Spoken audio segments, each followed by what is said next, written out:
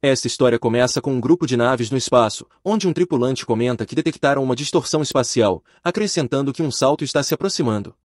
Todos os outros mechas ouvem isso e ficam em alerta para quando a nave inimiga aparecer.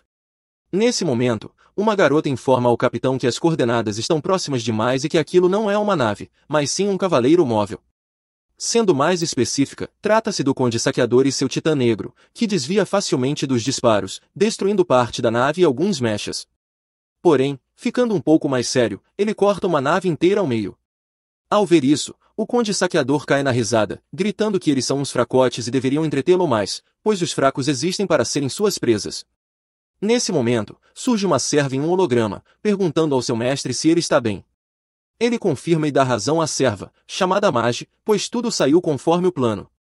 Ele conseguiu sair do salto na melhor posição possível, tendo feito bem em deixar Mage calcular os projéteis. Como já preparou o terreno, ele pede que mostrem o que sabem fazer, encerrando a chamada. Mage, então, ordena a todas as naves que utilizem velocidade de combate nível 3, que disparem assim que estiverem dentro do alcance, que liberem todos os cavaleiros móveis e que sigam as ordens de seu senhor, Lian. Uma piloto solicita orientação, e a serva responde que detecta ondas gravitacionais no campo de batalha, reduzindo a possibilidade de salto. No entanto, isso não preocupa a piloto, que afirma estar disposta a arriscar tudo para proteger o Sr. Lian. Assim, inicia-se a sequência do motor de salto, e um mecha atravessa um vórtice, surgindo no campo de batalha e destruindo imediatamente um inimigo. Embora ache graça, Lian repreende a piloto por ter chegado tarde, o que a assusta, levando-a a prometer que eliminará aquela escória insolente por ele. Diante disso, Lian esclarece que não a está repreendendo, apenas deixa claro que, se ela se atrasar de novo, ele mesmo acabará com todos. Mage então comanda as naves, dando a ordem de ataque e destruindo rapidamente um grande número de naves inimigas. Enquanto observa isso, Lian ri como um louco. Logo depois, uma garota aparece por holograma, perguntando o que ele achou do couraçado da 7ª Armeria. No entanto, o protagonista prefere discutir isso depois. Ainda assim, a garota insiste, animada, dizendo que, se ele gostou, pode encomendar outras 200 naves. Irritado, Lian pede a Mage que cuide da compra e que a atire de sua frente. A garota se despede, agradecendo pela compra. Após isso, o protagonista sorri e declara que a diversão está apenas começando.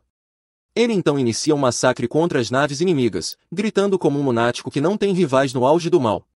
Ele também menciona que essa é sua vingança, tudo para se vingar de sua vida passada. Nesse momento, a história nos leva ao seu mundo anterior, onde ele relata que sua vida era patética. Ao chegar em casa, é recebido por sua esposa, Mika, que lhe conta que sua filha quer um animal de estimação porque viu que sua amiga tinha um Shiba. Diante disso, ele pensa que talvez não consigam cuidar de um. Mais tarde, ao entrar no quarto da filha, observa com carinho como ela dorme feliz. No dia seguinte, eles vão juntos a um centro de adoção de animais, onde a menina se diverte brincando com um cachorro. O protagonista comenta que, no passado, teve um animal assim, que considerava parte da família. Sua esposa pergunta se isso não será um problema para ele, mas ele responde que não, pois será apenas mais um membro para amar. Enquanto está no metrô, ele nos conta que tem uma esposa e uma filha a quem ama profundamente e por quem enfrentaria qualquer dificuldade. Ou pelo menos era isso que ele pensava. Ao chegar ao trabalho, seu chefe o repreende por ter tirado um dia de folga sem avisar. O protagonista insiste que informou, mas o chefe ignora, dizendo que não recebeu a notificação. Seu colega ao lado comenta que o diretor sempre vai ao clube nas quintas-feiras, tornando difícil conseguir aprovações nesses dias. O protagonista decide apenas se calar e segue sua rotina. No metrô, ele reflete sobre como sua empresa é um ambiente tóxico, seu chefe o explora, seus subordinados não o respeitam e até roubam o crédito pelo seu trabalho. Ainda assim, o que o motiva é poder voltar para casa e estar com sua família, pois sente que tudo o que faz é por eles. No entanto, tudo muda um dia. Enquanto está no metrô, recebe uma mensagem de uma tal Nita falando sobre um Majin Gunder com Liga Ultra Deluxe, um jogo que permitirá batalhas navais em 3D. Interessado, ele decide seguir o conselho do amigo e comprar. Afinal, sempre gostou de séries mecha. Mas, ao chegar ao local combinado, vê sua esposa, Mika, em um restaurante com outro homem. Isso lhe parece estranho, pois ela havia dito que levaria Kanami ao clube esportivo. Quando chega em casa, pergunta a Mika como foi o dia no clube. Ela responde que Kanami venceu um combate de esgrima, e ele parabeniza a filha, dizendo que tem muito orgulho dela. Ele pensa em questionar Mika sobre o que viu, mas decide não fazê-lo. No trabalho, tenta se convencer de que tudo não passa de um mal-entendido e que sua esposa jamais o trairia. Enquanto trabalha, seu computador não permite que ele o coloque em suspensão no horário de saída. Seu colega sugere que ele apenas salve tudo e desligue. Ao sair, ele passa novamente pelo restaurante onde viu sua esposa. Como ela não está mais lá, sente-se aliviado. Porém, tudo muda ao ouvir sua voz. Quando se vira, vê Mika e Kanami acompanhadas de um homem. Para sua surpresa, Kanami chama esse homem de papai. Mesmo assim, no trabalho, ele tenta se convencer de que deve ser um amigo próximo a quem Kanami chama assim apenas porque ele, o protagonista, não está em casa com frequência. É então que seu chefe aparece e lhe pergunta o que está fazendo. Ele tenta explicar que seu computador está com problemas e demora a sair da suspensão, mas o diretor ignora e diz que, nesse caso, ele simplesmente não deveria suspendê-lo. O protagonista responde que o faz por segurança. Sempre que se afasta, o desgraçado exige que ele não se afaste. Nesse momento, ele recebe uma ligação de Mika, que, preocupada, conta que Kanami sofreu um acidente. O protagonista vai rapidamente ao hospital, e, assim que chega, o médico sai do centro cirúrgico e informa que será necessária uma transfusão de sangue. Ele pergunta aos pais qual é o tipo sanguíneo deles. O pai responde que é AB positivo, enquanto a mãe é O positivo. Diante disso, o médico chama apenas a mãe, pois seu tipo sanguíneo é O. Isso faz o protagonista duvidar de como sua filha pode ter esse tipo sanguíneo, já que, ao verificar uma tabela, percebe que a combinação dos tipos sanguíneos dos pais não corresponde ao da filha. Assim, quando chegam em casa, ele exige respostas da esposa. No entanto, ela se faz de vítima, dizendo que sempre cuida da filha e da casa, além de lidar com o fato de que ele faz muitas horas extras e parece nem existir dentro de casa. O protagonista tenta se defender, dizendo que é por causa do trabalho. Mika pergunta para que isso serve, já que ele não recebe promoções, não tem aumento de salário, recebe bônus miseráveis e quase não possui economias. Aos gritos, ela diz que ele não deve se justificar com o trabalho e o faz lembrar da promessa que fez de fazê-la feliz quando se casaram. No entanto, em 10 anos, ele não esteve presente para ela. Cansada, ela grita que sempre esteve sozinha com a filha. Isso destrói o protagonista e, para piorar, a mulher se levanta e decide levar a filha embora. Como se não tivesse vergonha, bate na porta de Kanami e diz que vão embora com o pai. O protagonista não pretende permitir isso e, quando Kanami sai, ele a segura e pergunta se quer ficar com ele. Desesperado, ele grita que sempre esteve presente para ela, mas isso assusta ainda mais a menina, que apenas responde que gosta mais do outro pai. No trabalho, o protagonista se pergunta por que tudo isso está acontecendo com ele. Mas o pior ainda está por vir, seu chefe o chama e pergunta por que ele enviou 50 milhões de ienes para uma conta aleatória. O chefe joga na cara dele que os registros mostram que a transação foi feita de seu computador. O protagonista protesta, pois não se lembra de ter feito isso, mas se recorda de que deixou o computador ligado quando recebeu a ligação. Agora, ele percebe os olhares julgadores de todos ao seu redor. Depois de um salto temporal, vemos o protagonista trabalhando como operário, pois foi acusado de desvio de fundos e demitido na hora. Além disso, Mika aproveitou essa situação como desculpa para pedir o divórcio e conseguir a custódia total de Kanami. Como se não bastasse, ela ainda exigiu pensão alimentícia. Mas a desgraça não parou por aí. A empresa onde ele trabalhava entrou em um acordo para que ele devolvesse o dinheiro, e agora ele tem que viver em um quarto em péssimas condições. Quando está prestes a dormir, Nita lhe envia uma mensagem dizendo que o próximo set remasterizado em 8K de Robotzer incluirá o lendário 12º episódio não exibido. Isso surpreende o protagonista, pois ele sempre quis assistir a esse episódio, mas, vendo sua situação atual, sabe que não poderá nem mesmo fazer isso. Apesar de tudo, no trabalho, ele pensa que, se esforçar, talvez consiga melhorar sua vida em breve. Tudo vai melhorar, e ele também poderá ver Kami novamente, embora saiba que ela nem sequer é sua filha. Nesse momento, começa a tossir, mas, infelizmente, tosse sangue.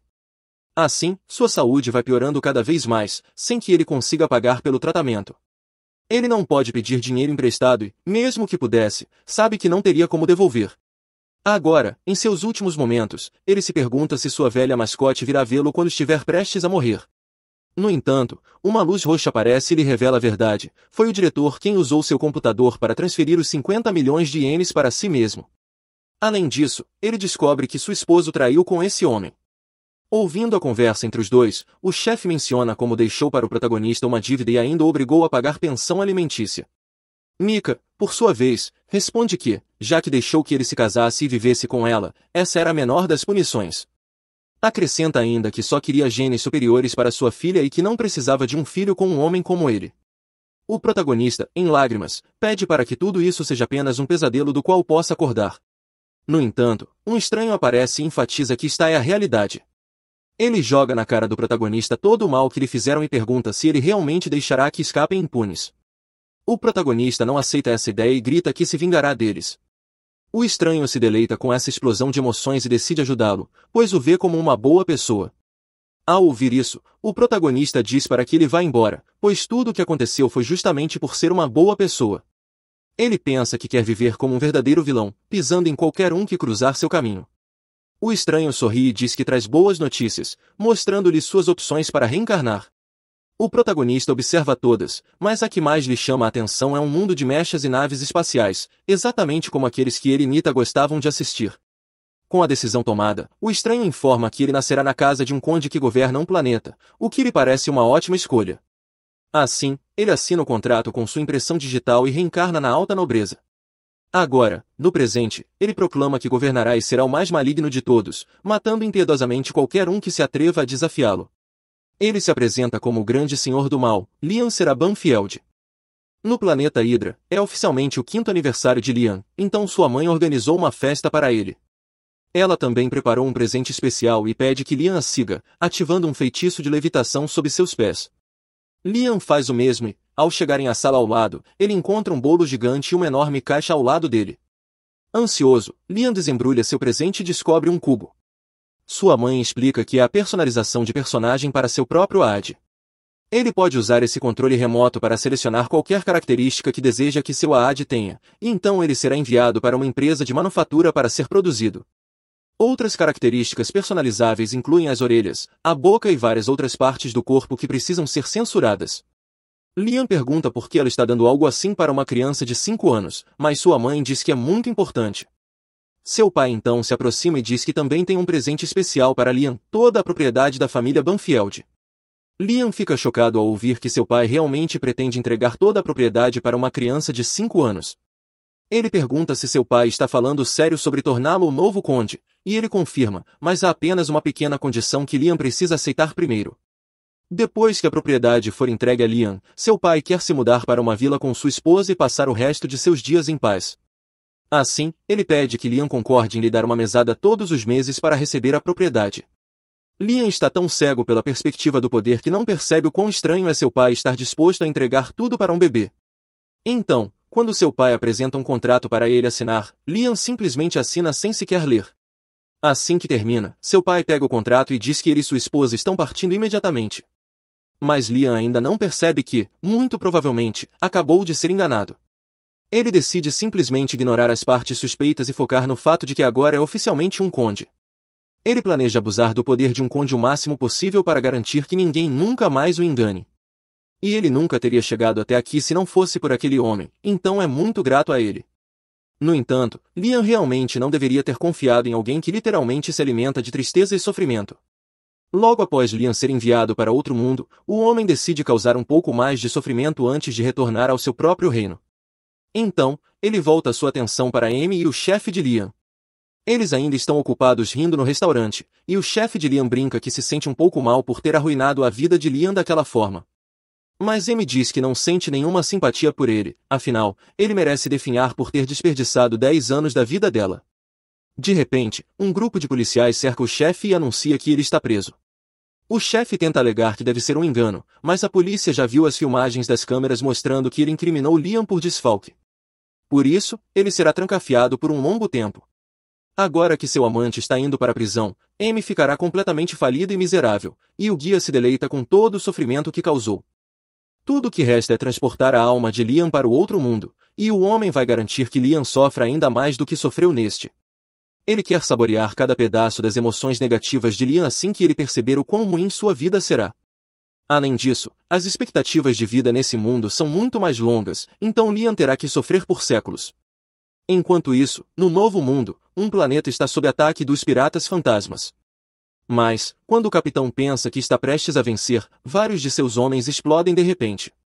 Em meio ao caos, ele avista a cavaleira da princesa de Lê flutuando de maneira ameaçadora. Christiana, a primeira princesa do reino sagrado de Lê, é uma lutadora extraordinária. Assim que entra na batalha, os piratas começam a cair como moscas.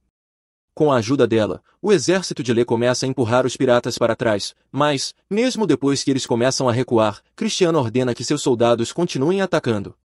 Eles precisam dar um exemplo para que ninguém mais tente algo tão tolo.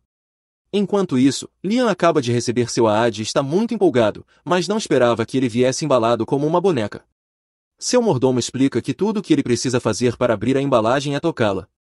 Assim que Liam toca, a empregada cai no chão e se apresenta como a Migi. O mordomo informa que, a partir de hoje, a Migi servirá como sua assistente pessoal. Ela precisará passar por manutenção uma vez por semana, mas, fora isso, poderá estar ativa 24 horas por dia para atender às necessidades de Liam.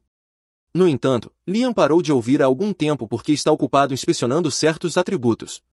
O mordomo pergunta o que ele está fazendo, e Liam explica que está apenas verificando se a empresa de manufatura construiu com os detalhes exatos que ele solicitou. Mesmo que seja esse o caso, o mordomo o repreende, dizendo que ele não deveria fazer esse tipo de coisa na frente dos outros. Liam então pede para Migi acompanhá-lo até seu quarto para que ele possa fazer uma inspeção mais detalhada de cada parte do corpo dela. O mordomo, preocupado, teme pela inocência de Liam. Algumas horas depois, Liam recebe uma massagem nos ombros de Migi. O mordomo pergunta o que ele fez lá dentro, mas Liam apenas diz para ele não se preocupar. Ele pode parecer uma criança de 5 anos, mas, em sua mente, já tem 36. No entanto, o mordomo surpreende ao dizer que 36 ainda é praticamente uma criança. Chocado, Liam pede uma explicação, e Migi esclarece que a expectativa de vida média nesse mundo é de 600 anos. Alguém só é considerado adulto por volta dos 100 anos. Liam não fazia ideia de que as vidas aqui eram tão longas, mas fica feliz com a notícia. Isso significa que terá muito tempo para experimentar várias coisas e gostaria de ter Migi ao seu lado por todo esse tempo. O mordomo, no entanto, o adverte que não é uma boa ideia se aproximar demais de Migi, pois o Império, como um todo, despreza inteligências artificiais. Se as pessoas virem Liam sendo amigável com uma inteligência artificial, podem começar a surgir rumores negativos sobre ele. Liam não entende por que as pessoas odiariam as IAs, então pede ao mordomo que explique. Ele conta que, muito tempo atrás, a humanidade foi quase exterminada pelas IAs durante a Grande Guerra Skinner. Os humanos foram escravizados e quase levados à extinção. Mas, em meio à escuridão, um grupo de pessoas lutou bravamente contra as máquinas e restaurou a liberdade da humanidade. Esses heróis foram os fundadores do Império. Por isso, é compreensível que a nobreza imperial tenha um profundo desgosto por IAs. Mas, se tudo isso for verdade, então por que sua mãe lhe daria uma inteligência artificial de presente de aniversário? O mordomo hesita em contar, dizendo que foi instruído a manter isso em segredo, mas, como Liam agora é o novo conde, ele ordena que o mordomo revele tudo. Assim, o mordomo conta que os pais de Liam o abandonaram e fugiram. Liam pergunta do que eles estavam fugindo, e o mordomo explica que eles transferiram para ele a enorme dívida da família Banfield para não terem que lidar com isso. O bisavô de Liam, Alistair, foi um grande homem que conquistou muitas coisas e fez o nome da família Banfield ser respeitado. No entanto, o pai de Liam foi um completo incompetente. Assim que assumiu o controle da família Banfield, ele arruinou tudo. Agora, a família Banfield deve uma fortuna e perdeu os direitos sobre todos os recursos agrícolas de seus planetas na fronteira. Além disso, suas indústrias entraram em declínio, o que significa que quase não há arrecadação de impostos, tornando impossível quitar a dívida. Em outras palavras, a situação de Liam está completamente comprometida. Enquanto isso, no planeta Hydra, alguns cidadãos estão reunidos em um bar, discutindo sobre o novo Lorde, que aparentemente tem apenas 5 anos. Um dos homens comenta sobre como odeia aquele lugar, pois, da última vez que um novo Lorde assumiu, eles foram taxados pesadamente sem motivo algum. No entanto, tudo o que podem fazer agora é torcer para que as coisas sejam diferentes dessa vez. Enquanto isso, Liam ainda está tentando assimilar toda a situação. Se o território Banfield está pobre há tanto tempo, por que seus pais decidiram de repente jogar essa responsabilidade sobre os ombros de seu filho de 5 anos? Então, ele percebe que provavelmente foi concebido apenas para que seus pais tivessem alguém sobre quem despejar suas dívidas. Em sua vida passada, Liam foi abusado, usado e descartado como lixo, mas ele jura que não permitirá que isso aconteça novamente. Ele pede para Amy se juntar a ele para garantir um futuro promissor, e a inteligência artificial aceita de bom grado, pois agora tem um propósito. Liam fica feliz por finalmente ter alguém em quem pode confiar completamente e espera trabalhar com Migi. Antes disso, porém, ele decide estabelecer as 3 leis dos robôs para garantir a segurança da humanidade. A primeira lei seria que a Miji não poderia causar mal a nenhum ser humano. No entanto, Liam pensa melhor e percebe que não se importa com outras pessoas. Assim, decide criar um conjunto diferente de regras. Primeiro, a Miji não pode fazer nada que o prejudique. Segundo, ela deve obedecer a todas as suas ordens, a menos que isso entre em conflito com a primeira lei. Por fim, ela deve proteger a si mesma o tempo todo, a menos que isso contradiga as duas primeiras regras. Com isso resolvido, Liam diz a Miji que pretende revitalizar o domínio Banfield e pergunta se ela tem alguma ideia de como fazer isso. A Miji realiza uma busca rápida e encontra uma solução. Antes de explicá-la, no entanto, ela alerta Liam de que, por ser uma inteligência artificial, suas ideias podem não estar alinhadas com os ideais do Império. No entanto, ela está equipada para fornecer suporte administrativo ao governo de Liam. O problema é que Liam não sabe absolutamente nada sobre esse mundo. Por isso, a Miji sugere que ele use uma cápsula de educação, um dispositivo especial capaz de transferir 10 anos de conhecimento diretamente para o cérebro em apenas 6 meses, além de fortalecer o corpo do usuário durante esse período. Liam acha a ideia excelente, mas se preocupa com a administração do território Banfield enquanto estiver dentro da cápsula. Para resolver esse problema, ele concede autoridade temporária a Miji. Brian se opõe à ideia porque não quer que Liam confie todo o domínio a uma inteligência artificial. No entanto, Liam diz que não há problema, já que a Miji nunca faria nada prejudicial a menos que ele ordenasse. Além disso, não existe nenhuma lei que proíba uma inteligência artificial de administrar temporariamente um domínio, então ele deixará tudo nas mãos dela. Assim que a cápsula de educação é preparada, Liam está pronto para iniciar o processo. No entanto, antes de entrar, ele tem uma pergunta para Miji. Ele quer saber se ela é capaz de sentir emoções ou algo parecido. A Miji responde que não pode ter certeza, mas revela que, quando Liam pediu para trabalharem juntos, seus registros geraram um erro de estouro de memória em cache. Em termos simples, isso a fez sentir algo parecido com felicidade.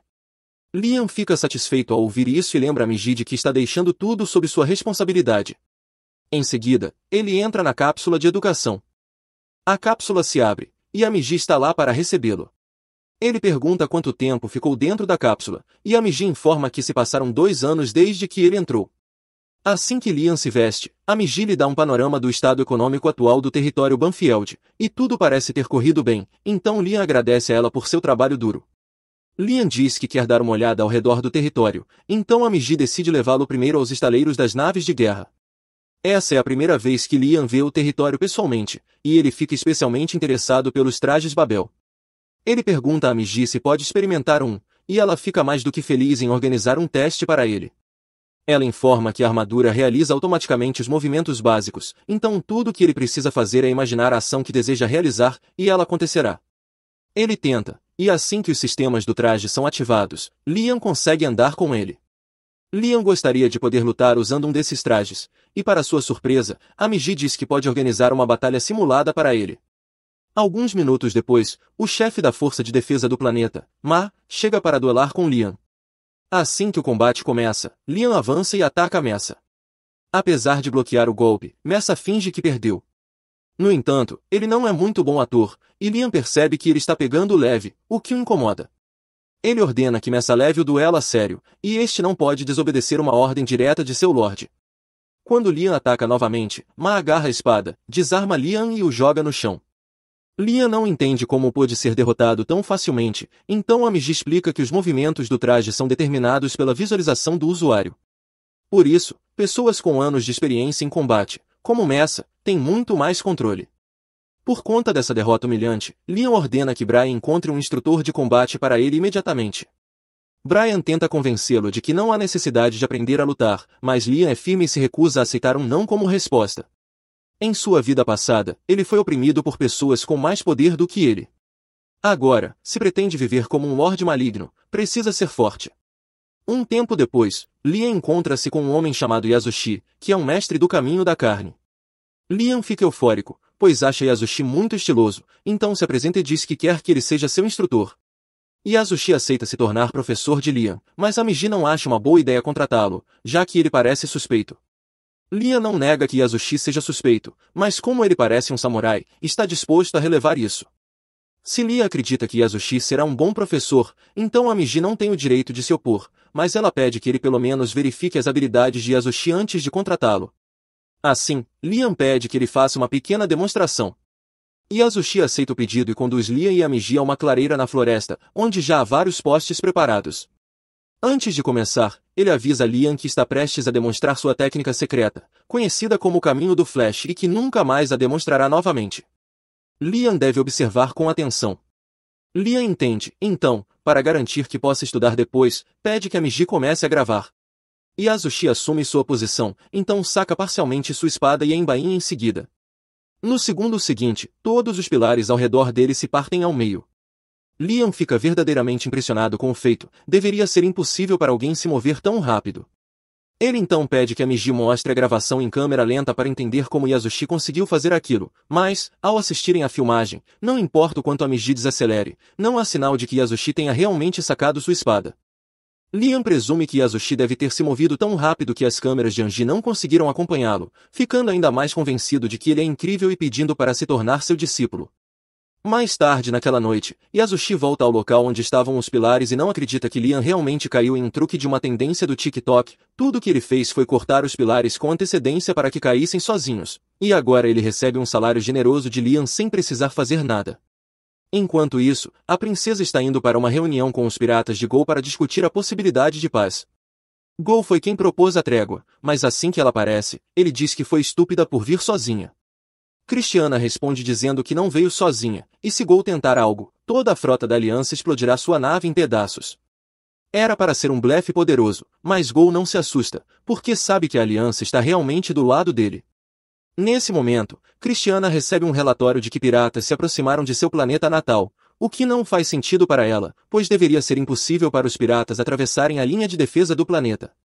Gol então explica que a aliança que ela formou não é exatamente perfeita, e que alguns membros ficaram felizes em traí-la quando ele fez uma oferta melhor. Logo em seguida, a tripulação de Christiana alerta de que todas as naves da aliança estão apontando seus canhões para a nave dela. Ela não acredita que Gol realmente conseguiu virar seu próprio exército contra ela, mas agora não tem escolha a não ser ouvir suas exigências. De volta ao mundo de Lian, ele tem treinado sob a tutela de Yasushi e está exausto, mas por mais que se esforce, ainda não consegue usar o caminho do Flash. Ele pergunta a Anji se há alguma maneira de aprender esse movimento, mas ela é uma inteligência artificial e não entende muito disso. Nos últimos 3 anos, Yasushi só fez Lian treinar os fundamentos da esgrima, e Lian está entediado com isso. Por outro lado, Anji destaca que, como Lian já dominou todos os fundamentos, sua habilidade de combate melhorou bastante em comparação com antes. Mas Lian não liga para isso, o que ele quer é um movimento chamativo que pareça legal quando ele executar. Naquela noite, Yasushi está em seu quarto lendo mangás como sempre, ainda surpreso por ter conseguido um emprego tão bom. Yasushi pode ser um vigarista, mas sabe um pouco sobre esgrima, então, nos últimos 3 anos, tudo o que precisou fazer foi ensinar movimentos básicos a Lian e receber uma quantia absurda por isso. Ele espera que sua mina de ouro dure para sempre. Contudo, pouco depois, Lian aparece e pede para Yasushi ensiná-lo a usar o caminho do Flash. Yasushi imediatamente diz que vai se demitir. Ele inventa uma desculpa e lembra Lian que disse que demonstraria a técnica apenas uma vez. Se Lian está insatisfeito com isso, então não faz sentido ele continuar como seu instrutor. Lian abaixa a cabeça e começa a implorar perdão a Yasushi por ter sido tão insolente. Yasushi decide perdoá-lo desta vez, mas avisa para ele não cometer o mesmo erro de novo. Assim que Lian sai do quarto, Yasushi suspira aliviado, temendo que Lian estivesse prestes a descobrir que ele é uma fraude, afinal, não tem como ensinar o caminho do Flash quando nem ele mesmo sabe como fazer. Nesse momento, Lian volta e Yasushi se preocupa, achando que ele ouviu tudo, mas Lian só veio avisar que tem algo para fazer no dia seguinte. Ele não conseguirá treinar nesse meio tempo. Enquanto isso, Christiana foi feita refém pelos piratas de Gol e está sendo mantida no quarto do Capitão Gol. Ela pergunta o que ele pretende fazer com ela, e Ghost explica que só queria dar a ela um assento na primeira fila do espetáculo. Christiana não entende o que ele quer dizer a princípio, mas então Gol ordena que todas as suas naves apontem as armas para o planeta de Christiana. Ela percebe o que ele está planejando fazer e implora para que ele pare, mas já é tarde demais. Ele ordena que seus homens abram fogo, e Christiana é forçada a assistir enquanto seu planeta é destruído. De volta ao planeta de Lian, ele ainda está frustrado por não conseguir aprender o caminho do Flash, mas precisa cumprir seus deveres como Lorde. Então ele pede que a Magi lhe entregue o relatório mensal. A Magi mostra a ele alguns gráficos detalhando o estado econômico atual do planeta e, embora a dívida massiva continue a mesma, os setores de produção vêm crescendo de forma constante. Lian fica feliz por ter confiado a governança a Magi, pois ela claramente está fazendo um bom trabalho. Mas a Magi diz que a taxa de crescimento está, na verdade, muito abaixo do esperado. Eles fizeram investimentos significativos em áreas como o programa de bem-estar, mas os benefícios obtidos estão muito aquém do que deveriam, considerando o orçamento e o prazo. Liam pede para ver os relatórios financeiros do programa de bem-estar, e todos os seus anos de contabilidade finalmente se mostram úteis, pois ele imediatamente percebe o problema. Ele ordena que a Magi convoque o responsável pelo programa, e alguns minutos depois, um sujeito que mais parece uma espinha ambulante aparece. Liam não perde tempo e diz ao homem que, se tiver alguma desculpa, é melhor que diga agora. O nobre tenta fingir ignorância, mas Liam sabe que ele vem desviando fundos do programa de bem-estar. Ele tentou esconder isso manipulando faturas de forma inteligente, mas Liam está acostumado a revisar documentos, então percebe claramente que há algo errado. Além disso, o nobre trocou os fornecedores do projeto, então Liam pergunta por que ele fez isso. O nobre tenta alegar que o outro fornecedor era melhor, mas se isso fosse verdade, o programa de bem-estar estaria funcionando muito melhor. É óbvio que o nobre é corrupto até a alma, mas Liam, sinceramente, nem está tão bravo. Afinal, ele veio a esse mundo porque queria se tornar um Lorde maligno, então precisa aprender a tirar vantagem de sua posição também. Nesse momento, a Magi informa Liam de que já havia sido aberto um processo por desvio de verba contra o nobre, e Liam fica surpreso ao saber que ele foi pego e ainda assim conseguiu manter o cargo. O nobre então diz que a investigação foi encerrada e que se concluiu que seu subordinado é que estava por trás do desvio. Liam pergunta a Magi se isso é verdade, e ela confirma, mas diz que nenhuma prova concreta foi apresentada para apoiar essa alegação, e que o nobre mandou executar o subordinado. Liam conhece bem esse padrão, então acusa o nobre de ter incriminado seu subordinado e mandado matá-lo. O nobre tenta negar desesperadamente, mas Liam sabe que cada palavra que sai da boca dele é mentira. Ele então pega sua espada e se aproxima lentamente do nobre. O homem percebe que Liam não vai cair no papo dele, então começa a tentar justificar suas ações, explicando que todos os outros nobres fazem a mesma coisa, e que é perfeitamente normal arruinar a vida das pessoas por ganho próprio. Depois de ouvir isso, Liam saca a espada e está prestes a matar o nobre, mas a Magi o detém. O nobre então começa a gritar que Liam é jovem demais para entender que é assim que o mundo funciona, mas antes que ele consiga dizer outra palavra, Liam corta sua cabeça. Ainda tomado pela fúria, ele ordenou que a Magi investigasse todos os nobres do planeta e executasse imediatamente todos os que fossem corruptos. No entanto, ela pediu que ele se acalmasse primeiro.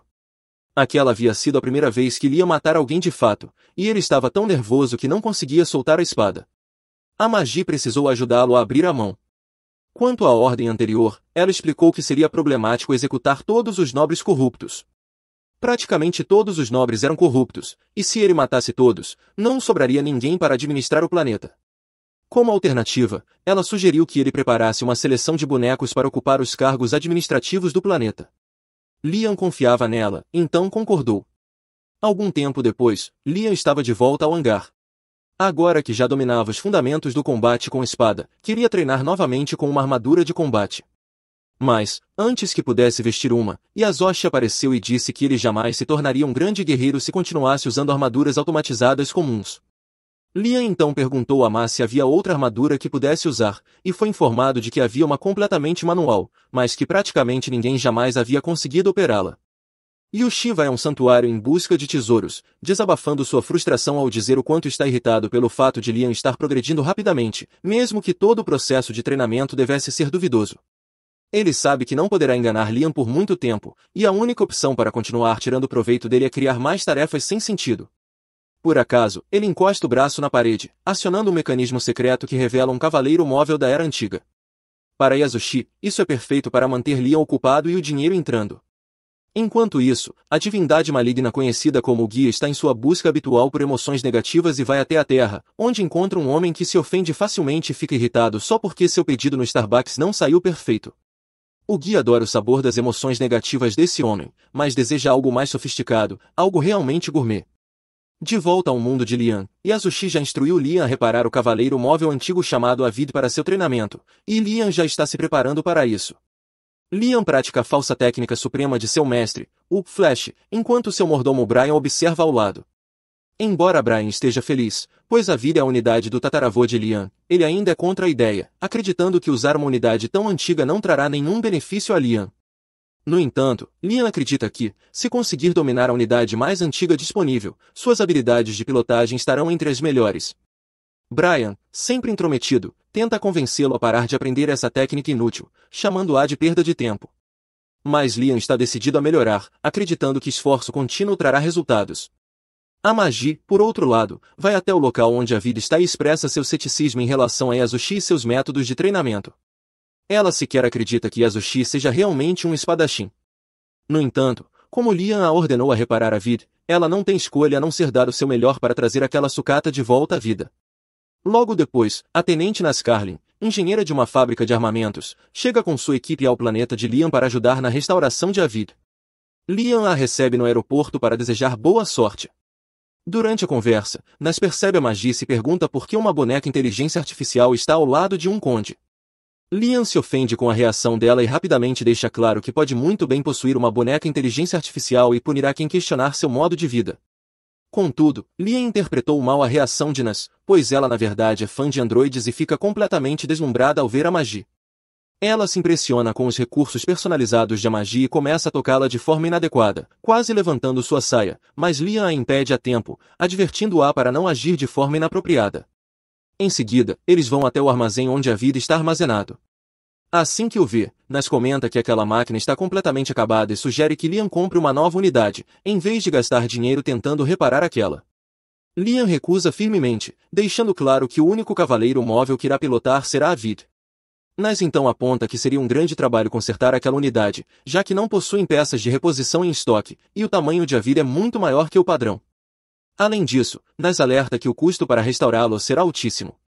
No entanto, Liam tem dinheiro de sobra e propõe substituir as peças antigas por componentes dos modelos mais recentes para maximizar o desempenho de Avid. Ainda assim, como Yasushi instruiu que Liam deve aprender a pilotar cavaleiros móveis manualmente, Liam ordena a Nas que mantenha os controles manuais e remova todas as funções assistidas. Antes de sair, ele também pede que Nas adicione alguns movimentos especiais, como um soco-foguete, onde o punho do robô se destacaria e voaria em direção ao inimigo.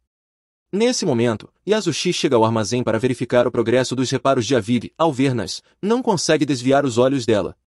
Yasushi se apaixona à primeira vista, achando Nas perfeita em todos os sentidos mais inapropriados, a ponto de ter um sangramento nasal.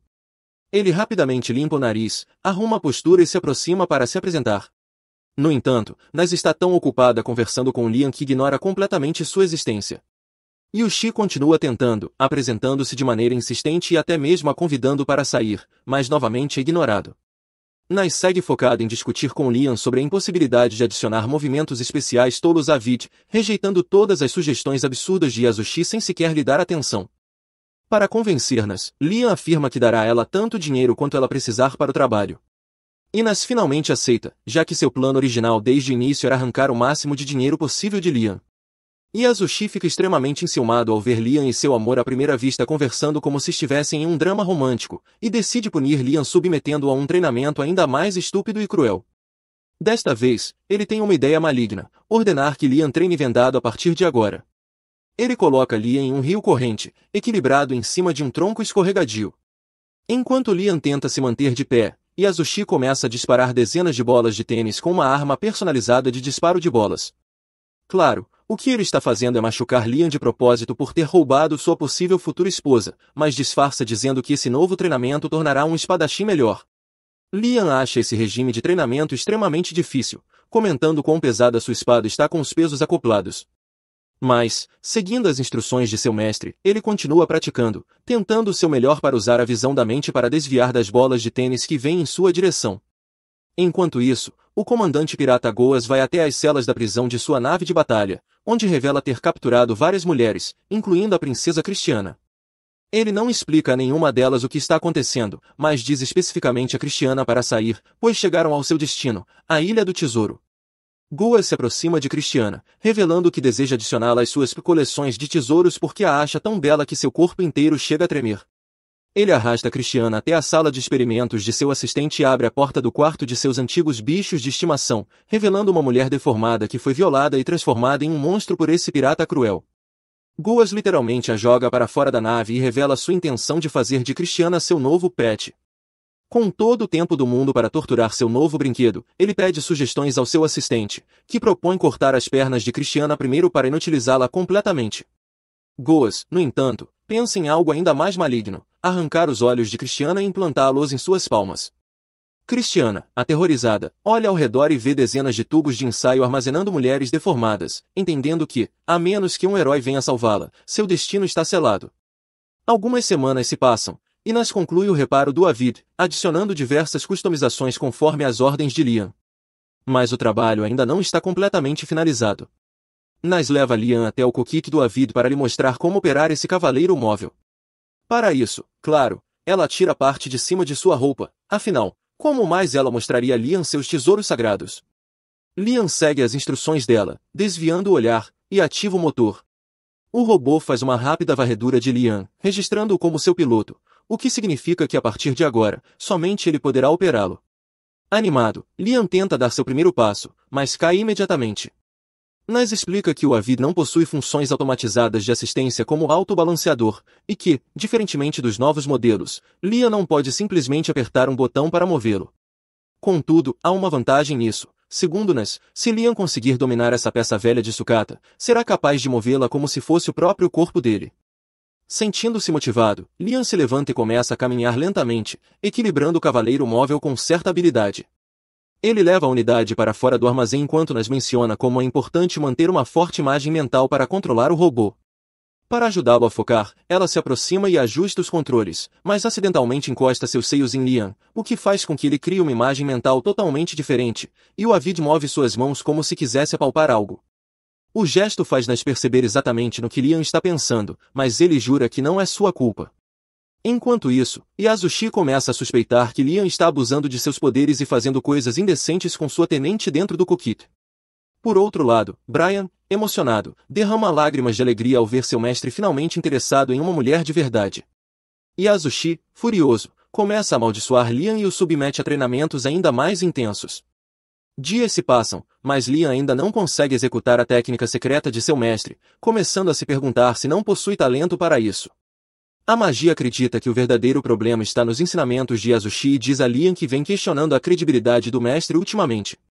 No entanto, Liam, que confia cegamente em Yasushi, tenta encontrar uma explicação lógica para defendê-lo, sugerindo que talvez haja magia envolvida na técnica secreta. Ele deduz que não é a espada que corta os troncos, mas sim a magia. Liam concentra seus poderes em sua espada e a balança com a intenção de cortar o tronco usando seu poder mágico.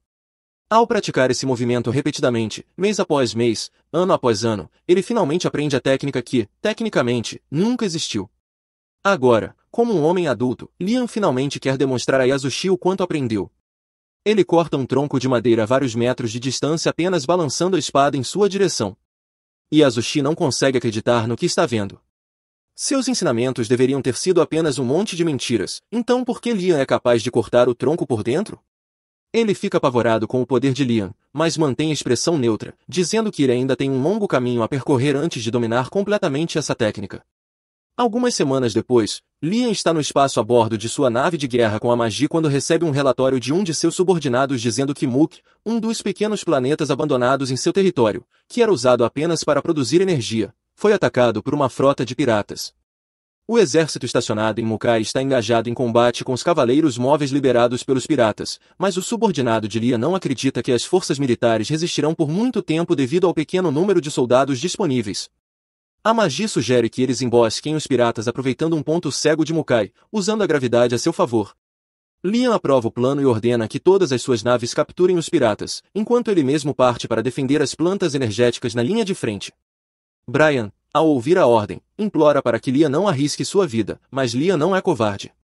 Além disso, ele se considera um espadachim altamente treinado pelo lendário samurai, e deseja que o Império veja as habilidades que agora possui. Logo depois, ele entra em seu cavaleiro móvel, Avid, e parte em direção a Mukai. Atacando os inimigos pelo ponto cego, Liam destrói um cavaleiro móvel após o outro antes que eles sequer percebam sua presença. Em pouco tempo, ele reduz significativamente o número de inimigos. Para impressionar ainda mais, ele usa um movimento especial chamado Rifle de Feixe para lançar um raio de plasma em um dos piratas inimigos. Em seguida, utiliza sua técnica secreta, o caminho do relâmpago, destruindo dezenas de inimigos à distância, assustando tanto os piratas que eles começam a recuar para suas naves. Enquanto os inimigos recuam, Leon usa outro movimento especial chamado Soco-Foguete, que é bastante eficaz, mas do qual ele não gosta. Leon liga para Nas naquele momento para reclamar, dizendo que queria um punho arremessável, e não um míssil em forma de mão. A magia interrompe a ligação, relatando a Leon que eles conseguiram capturar menos de 10% das naves inimigas, já que 30% foram destruídas e o restante conseguiu escapar. Mesmo assim, Leon considera essa operação uma vitória e elogia Magi por ter feito um excelente trabalho como vice-comandante. Go acaba de ser informado de que os piratas que ele enviou para saquear o planeta de recursos de Banfield falharam na missão, e ele está furioso. O cientista explica que a equipe subestimou a força das forças de Banfield, por isso, precisaram recuar para não perderem toda a frota. Por mais lógica que pareça essa decisão, Go planeja executar todos os piratas que escolheram recuar. Ele se recusa a permitir que covardes permaneçam em suas fileiras. Depois de se livrar deles, ele pretende enviar uma mensagem ao completar a missão pessoalmente. Como ficará fora por um tempo, ele zomba de uma Christie agora mutilada, dizendo que voltará para brincar com ela depois. Enquanto isso, Leon e sua frota acabaram de retornar da batalha e ele está muito satisfeito com os resultados. Conseguiram defender o planeta de recursos e de bônus, capturaram vários navios piratas. De acordo com a lei imperial, sempre que alguém rouba de um pirata, todo navio e sua carga passam a pertencer legalmente ao vencedor. E por sorte, os navios capturados estavam carregados de tesouros saqueados. Ao ouvir a palavra tesouro, Leon imediatamente pensa em ouro e prata. Mas Brian explica que a carga era muito mais valiosa do que isso. Após fazer o inventário, Amigi informa que os navios estavam cheios de metais raros como orchum e adamantita. No entanto, Leon não demonstra interesse nesses metais, pois só servem para fazer armas. Ele esperava algo como uma coroa cravejada de diamantes, mas Brian não entende o motivo, já que diamantes são apenas pedras brilhantes sem valor nesse mundo. Em comparação, orchum e adamantita são infinitamente mais valiosos. Leon, porém, não se importa, pois ainda quer possuir coisas como ouro. Dado seu interesse, Brian informa que também havia ouro nos navios. Assim que ouve isso, Leon ordena que o ouro seja usado para fazer uma grande quantidade de moedas. Nesse caso, Brian pergunta se ele quer fazer moedas também com os outros metais, mas Leon não é tão míope, pretende usar esses metais para fabricar armas para seu exército. Contudo, Angie aponta um grande problema nesse plano: eles não têm um ferreiro. Em outro assunto, há algo que Amigi quer discutir com ele. O exército de Banfield possui cerca de 10.000 naves, mas após fazer verificações de diagnóstico, ela descobriu que a maioria delas está inutilizável.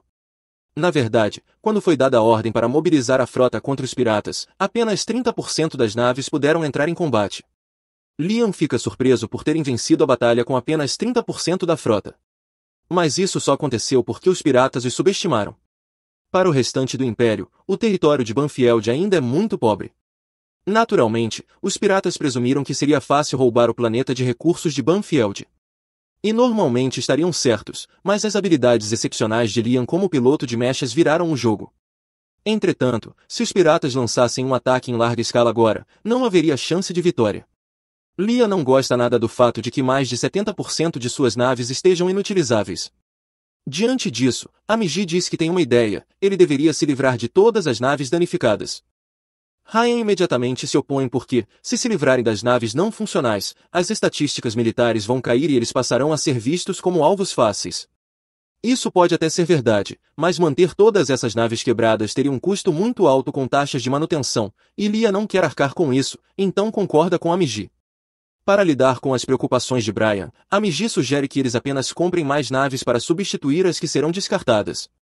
E se venderem todos os metais preciosos adquiridos com os piratas, devem ter o suficiente para cobrir o custo de uma nova frota.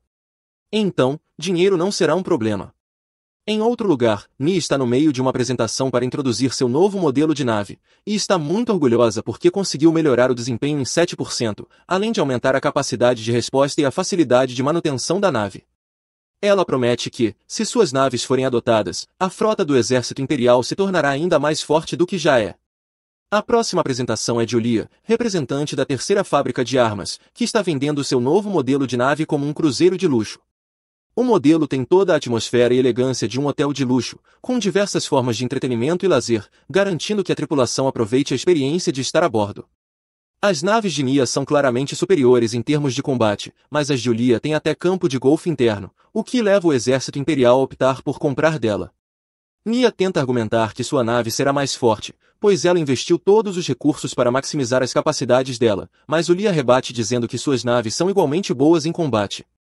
Além disso, a força de uma nave não é determinada apenas por suas armas, depende também das pessoas que a operam.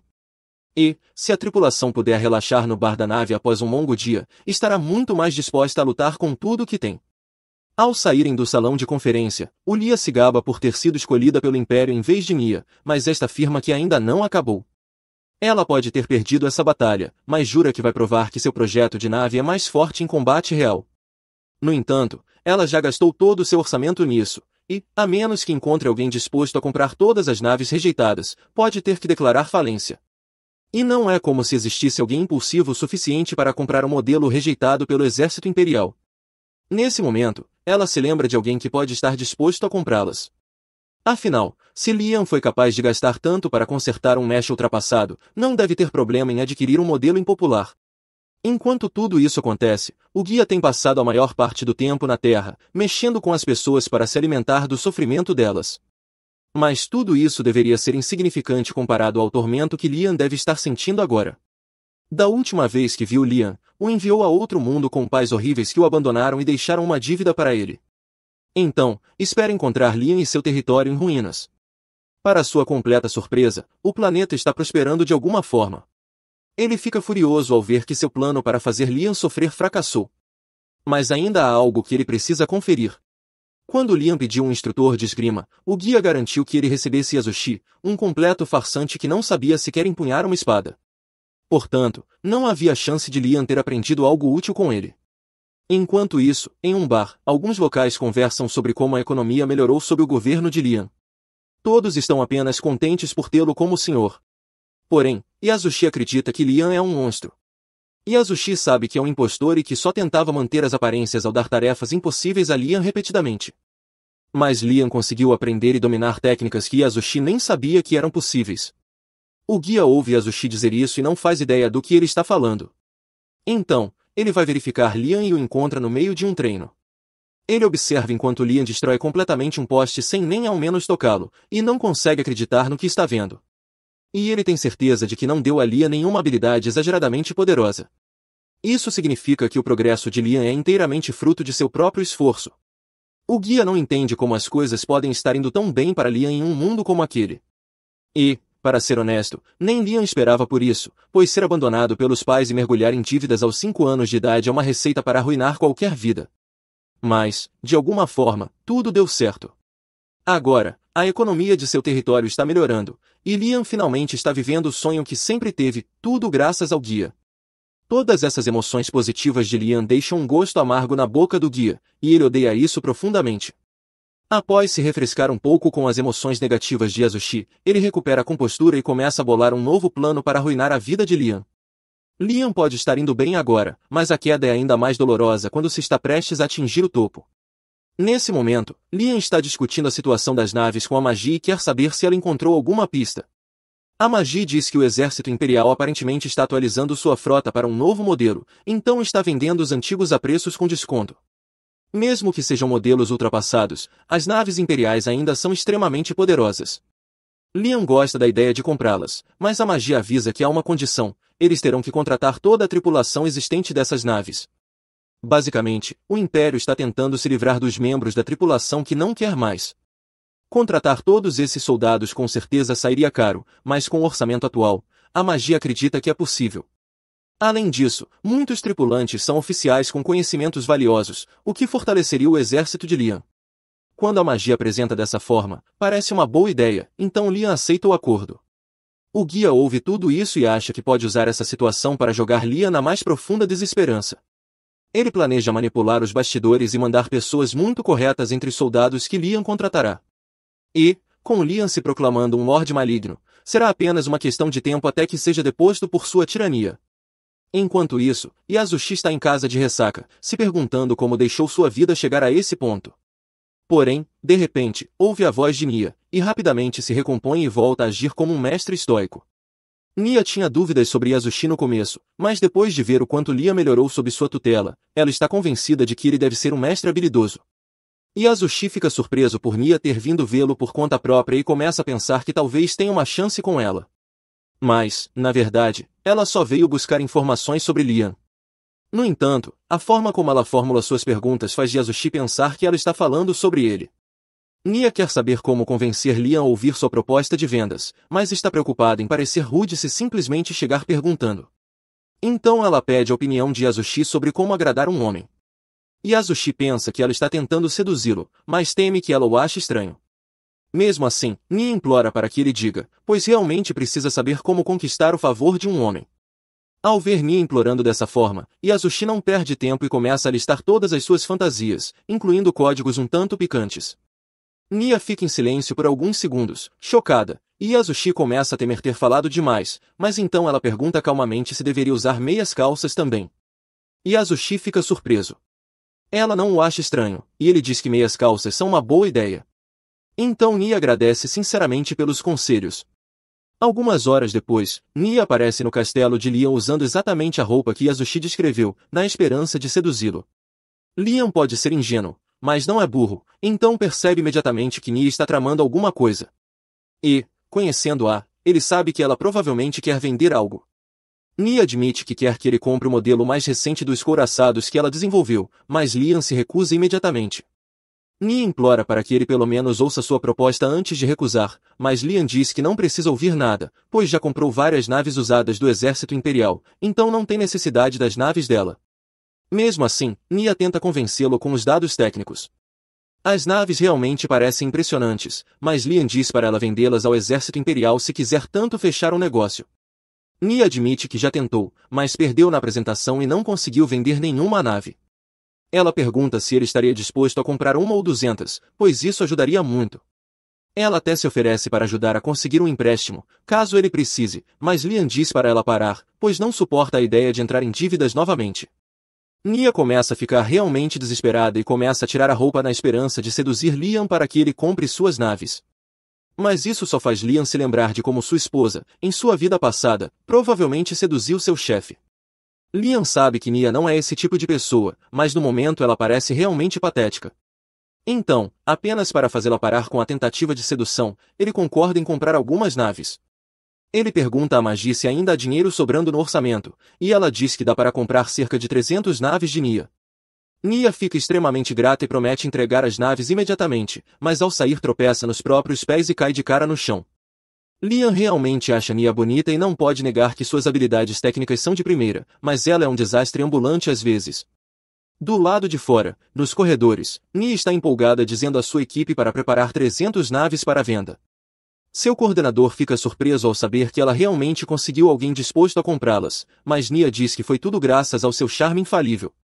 Enquanto isso, Lian está tendo seus ouvidos limpos por Magi na sala do trono, e ele não poderia estar mais feliz, pois tudo está indo bem em sua vida. Logo depois, Nas entrega a Lian todas as 300 naves de guerra que o forçou a encomendar dela. Ao mesmo tempo, chegam também as naves que Lian trouxe do exército imperial. A Magi recebe um recibo do exército imperial por teletransporte quântico e pede a Lian que assine o documento, repetindo a palavra quântico diversas vezes. Lian, em tom de brincadeira, coloca o polegar nos seios dela, dizendo que será sua impressão quântica. Pego no flagra. Enquanto isso, Yasushi está relaxando em casa, imaginando como vai se vingar de Lian por roubar nas dele repetidas vezes. Ele se lembra do plano de Nias e lamenta o fato de que Nas desperdiçou seus tesouros preciosos naquele pirralho obcecado por bonecas. Yasushi só pode imaginar o que Lian deve ter feito com a inocente Nas e jura fazê-lo pagar por tudo. À medida que sua raiva aumenta, o guia se revela, observando e absorvendo todas as emoções negativas de Yasushi. O guia está ansioso para ver aonde a raiva de Nas irá levar e só pode esperar que isso leve à queda de Lian. Assim, ele deposita sua confiança nesse trapaceiro e parte para outro reino, em busca de mais emoções negativas. Nas leva Lian até a nave de guerra que ela mesma construiu para mostrá-la a ele. Lian não espera nada luxuoso ou estiloso. Na verdade, não espera nada dessa mulher incompetente. Mesmo assim, o interior ainda o decepciona. Nas explica que interiores luxuosos são apenas decoração e não têm valor real na guerra. Mas Lian não liga. Ele quer decoração. Nas não consegue convencê-lo e também não pretende incluir nada extravagante. Então, os dois concordam em discordar e seguem para o próximo assunto, como usar a nave. Nas orienta Liam sobre como operar a nave, incluindo a quantidade de energia a ser usada no início e com que frequência precisa trocar o combustível. Ela ainda tenta convencê-lo a comprar um cartão de fidelidade, dizendo que ele receberá descontos nas taxas de manutenção, mas Liam não se interessa. Nas segue com a apresentação e mostra o trono da nave, que ainda tem um filme protetor. Ela fica animada para arrancar o plástico e insiste em fechar o negócio, tentando seduzi-lo com o corpo e pedindo para ele apenas assinar o recibo. Ela até oferece a opção de ele colocar a impressão digital nos seios dela. Mas isso só deixa Liam desapontado, fazendo-nas se perguntar se ele é gay ou algo do tipo. Liam só quer acabar logo com isso, então concorda em assinar o recibo. Mas Nas, ainda insatisfeita, pede um favor. Ela quer as naves piratas que Liam viu no outro dia, mas ele recusa, afirmando que pretende incorporar essas naves à sua frota. Nas insiste como uma abelha gananciosa. Então a magia intervém, sugerindo que deem algumas naves piratas a Nas, e em troca, façam com que ela modifique e conserte o restante para eles. Liam adora a ideia, já que todas as naves piratas estão em estado deplorável. E Nas também concorda, revelando que o único motivo pelo qual quer as naves é para estudar a tecnologia desconhecida que elas utilizam. Aparentemente, o equipamento não pertence ao Império, o que a deixa ainda mais curiosa. Ela deseja aplicar essa tecnologia em seus próprios modelos. Mas antes de fechar o acordo, Liam visita as naves piratas acompanhado por Amaginas, entrando em uma que não está totalmente destruída. Ele imediatamente nota a diferença no design e na interface. A nave literalmente tem um nome como o de um navio pirata clássico, e Liam fica tão encantado que quer instalar um igual na sua própria nave de guerra. Nas, como boa nerd convencional, começa a explicar detalhadamente por que isso é uma péssima ideia, mas Liam a interrompe com firmeza, sendo um verdadeiro homem de cultura, e deixa claro que, se ele quer, vai ter, útil ou não. Ignorando Liam, Nas começa a explorar a sala, empolgada a cada novo artefato que encontra. Enquanto isso, Liam nota um pequeno cão brilhante indo em direção a outra sala. Ele o segue junto com a magia e o cão os leva até a sala de navegação. Seus passos ativam um mecanismo no chão que revela as trajetórias que a nave percorreu até aquele momento. A magia analisa a trajetória e percebe que aquela nave tem devastado todo o Império. Mas o que mais chama sua atenção é o fato de que a nave sempre termina em um dos portais de dobra na área de fronteira. Aparentemente, essa área é uma zona sem lei fora do controle do Império e, por coincidência, também é a linha de frente de uma zona de guerra entre o Império e outro país. Liam percebe que esse portal de dobra deve levar até o esconderijo dos piratas. E assim que a magia analisa as coordenadas, ela descobre onde fica a base secreta dos piratas. Ela entra em uma explicação científica sobre como é difícil alcançar a área, dizendo quão anormal é o seu raio orbital e como seria desafiador viajar até lá. Mas Liam não se dá ao trabalho de entender nada disso. Ele está mais interessado no que o esconderijo pode conter. Ele suspeita que o local seja uma ilha do tesouro onde os piratas costumam se esconder para guardar suas maiores riquezas.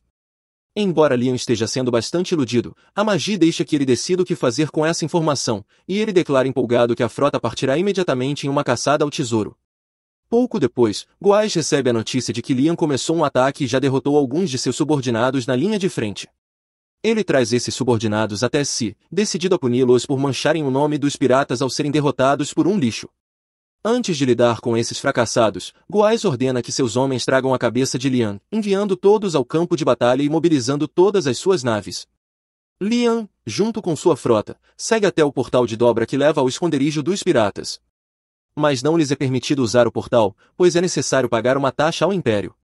O oficial responsável pelo portal entra em contato com Liam, explicando que, como o portal cobre uma distância enorme e Liam pretende transportar 7.000 naves, isso exigirá uma grande quantia em dinheiro. Liam promete pagar depois, quando terminar o que precisa fazer, mas o oficial não confia em sua credibilidade. Então Liam pede a magia que encontre alguém confiável que possa garantir por ele, mas infelizmente eles não têm conexões. Liam explica novamente a situação ao oficial, dizendo que pretende enfrentar os piratas, mas isso só faz com que o oficial fique ainda mais relutante em autorizar a travessia, já que Liam nem sequer pode garantir um retorno seguro, quanto mais o pagamento devido. Liam não trouxe fundos e levou vários dias para chegar até ali, então não pode simplesmente voltar. Ele exige falar com o gerente do local. Infelizmente para ele, o oficial é a autoridade mais alta ali. Então Liam faz birra e encerra a chamada. Ele tem uma ideia e decide encontrar o oficial pessoalmente para tentar negociar um acordo. Enquanto tenta descobrir como convencer os responsáveis pelo portal de dobra a deixá-lo passar sem pagar a taxa, Goais e sua nave chegam ao portal Harmonia. Ele tem todos os contatos necessários nesse portal. E, apesar de ser o vilão da história, ele não precisa implorar para conseguir o que quer. De fato, quem tem dinheiro manda no mundo. Ele liga para um conhecido e é recebido com entusiasmo, sendo questionado sobre seu destino a partir do portal Harmonia. Goais responde que vai para o portal Domus. O portal Domus não leva a lugar algum. Todos sabem que há pouco ou nenhum ganho para alguém como Goais naquela cidade. O homem pergunta o que ele pretende fazer num deserto inóspito. Mas Goais, com razão, questiona que isso não é da conta dele e afirma que, já que tem o dinheiro, deveria ter passagem liberada sem problemas. Ele paga imediatamente. Enquanto isso, Liam chega fisicamente ao portal, esperando usar suas habilidades de negociação para conseguir entrar. Ele pede permissão para atravessar e o homem diz que não há problema. Liam se anima até o momento em que o homem o interrompe pedindo a taxa de passagem. Liam tenta se gabar dizendo que é nobre e que pode arranjar o dinheiro depois. Mas o atendente não se abala com sua arrogância fraca. Ao ver que a exibição de status não surte efeito, Liam muda de tática e começa a implorar humildemente para ser deixado passar. O atendente continua impassível. Liam então adiciona mentiras dramáticas à cena, chorando e se curvando, dizendo que precisa visitar sua mãe doente e que a viagem é urgente. Ver a mãe doente com 7.000 naves? A mãe dele precisa dessas naves para se recuperar? Vendo que a mentira também não funcionou, ele muda o discurso e diz que quer que sua mãe veja sua frota antes de morrer. O atendente apenas diz para ele voltar, buscar o dinheiro e retornar, se sua mãe é mesmo tão importante. O atendente então recebe uma ligação sobre a passagem de Goais e se afasta para resolver outras questões. Liam fica furioso por suas habilidades de negociação não funcionarem mais. Ele caminha pelo local e vê o cachorro novamente. Decide segui-lo. Na sala de controle do portal, os operadores percebem a travessia de Goais. Sabendo que a nave de Liam também está na sala de espera, eles se dão conta de que o confronto não será nada pacífico. Eles percebem que estavam errados ao aceitarem o pagamento de um pirata sem saber para onde ele iria. Então, eles decidem fazer vista grossa. Todos os funcionários que estavam no local entram em recesso para que, quando o confronto ocorrer, pareça que não estavam presentes. Depois que todos saem da sala, Liam se vê sozinho ali. Ele nota que se trata de um portal de dobra e vê uma nave pirata ao redor do portal de Harmonia. Ele presume que o atendente lhe deu passagem e até pediu para todos saírem, para que ninguém soubesse que ele liberou a entrada sem pagamento. Observando novamente a tela, ele vê as rotas se movendo em direções opostas. Supõe que foi um erro do atendente e se senta para corrigir. Isso prejudica o movimento de Goais, mas como sua viagem continua, ele não nota o problema. De repente, a Magi chama Liam para retornar. Quando ele volta, ela informa que receberam uma carta de credibilidade, não de um nobre, mas de Nas, já que compraram muito com ela. Bem, uma boa ação merece outra. Ele agradece feliz e comenta que os oficiais estavam dispostos a ceder para eles. Mas agora que tem a carta, será fácil entrar. Ele ordena que a Magi lance a nave no buraco de minhoca, e ela obedece. A viagem até o portal de Harmonia começa, e felizmente para eles, Goais e seu grupo haviam deixado a base, então seriam pegos de surpresa. Por outro lado, Goais começa a ficar impaciente. Ele deveria chegar ao portal de Domo em 30 minutos, mas a viagem já está durando demais e ainda não chegou.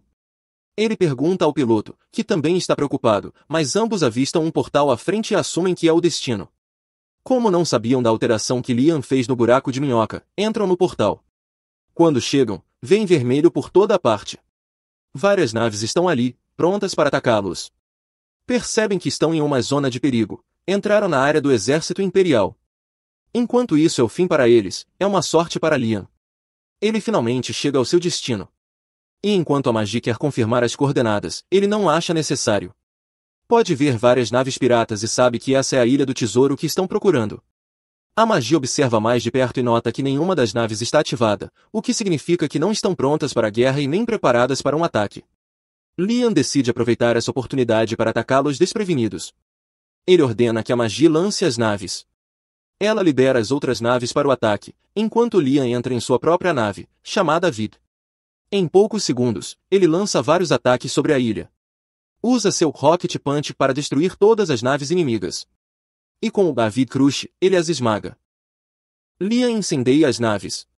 A Magi vem até ele e relata que todas foram incendiadas. Mas isso não é suficiente para Liam.